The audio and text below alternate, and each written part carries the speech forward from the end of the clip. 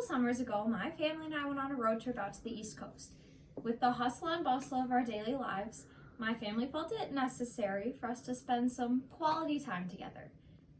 So we packed into a small car and drove 20 hours out to the East Coast in the middle of summer. Between my sister constantly whining, "Are we there yet?" my mom listening to her audiobooks, and my dad playing Eric Carmen's All by Myself on repeat the whole way there, I wanted to spend the rest of my life all by myself. Contradictory to his don't want to be all by myself. While this isn't an exaggeration, I try and busy myself as much as I can so I'm not all by myself.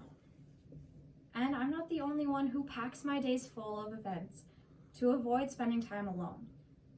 In fact, a 2014 BBC study found that the majority of participants would rather receive an electrical shock than spending 15 minutes by themselves. And this is for most of us. We're afraid of being alone. So today I'll explain why we're afraid of being alone. Then I'll talk about why this is detrimental to our health and well-being and other negative implications of not spending enough time alone, until finally offering up some solutions to make time by yourself more enjoyable. As social media has become incredibly popular in our daily lives, it has also some negative implications to it. When your friends are posting about their new jobs, their new adventures, we begin to feel like we need to be posting about this too. This pressure creates stress in our lives. And in fact, the American Psychological Association found that our stress levels have risen over the past couple of years. They use a 1 through 10 point scale, with a 3 being average.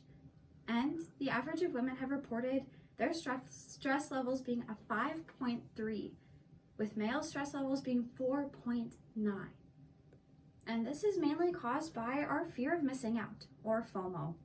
Instead of spending time alone, we pressure ourselves to go out with friends, family, and others, instead of using crucial time by ourselves.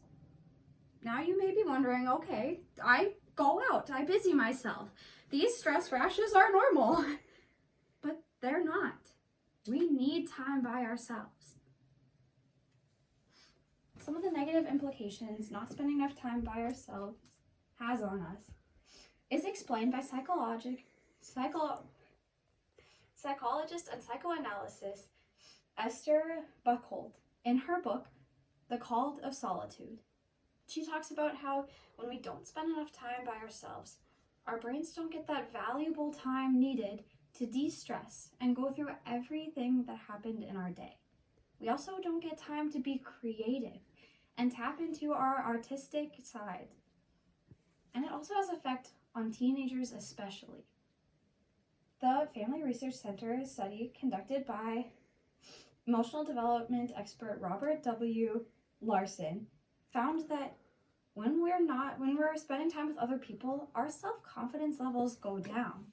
But when we spend time by ourselves, we are more confident in ourselves and less self-conscious. When we practice this time being by ourselves and our confidence, it translates to our social lives and being more confident around friends, family, and other people. So this may seem very stressful that there are negative implications for not spending enough time alone, but I will offer up some solutions to make spending time by yourself less of a chore. We can begin by making time by ourselves more enjoyable, going out to our favorite coffee shops and reading a book, sitting with our dog, or even just taking a bath and allowing ourselves to de-stress. This is crucial in living a balanced life. It's also important to treat yourself when you're spending time by yourself. This can equate alone time with positivity and happiness, making us less afraid and more willing to spend time by ourselves. Now, after going through why we're afraid of being by ourselves, the implications it can have when we don't spend enough time alone, and finally some solutions as to how to make spending time by ourselves more enjoyable, hopefully you can change the detrimental impacts it can have on you by not spending time by yourself, and leave you saying, I do want to spend time by myself. Okay, now to the question and answer.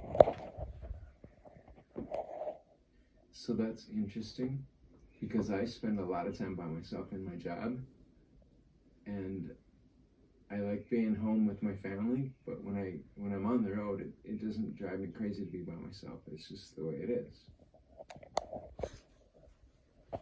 Yeah, I think it's really important that we spend time ourselves, especially when you're on the road, then that gives you time to think through everything that happens in your days, to prepare for like your work ahead, and it's really beneficial.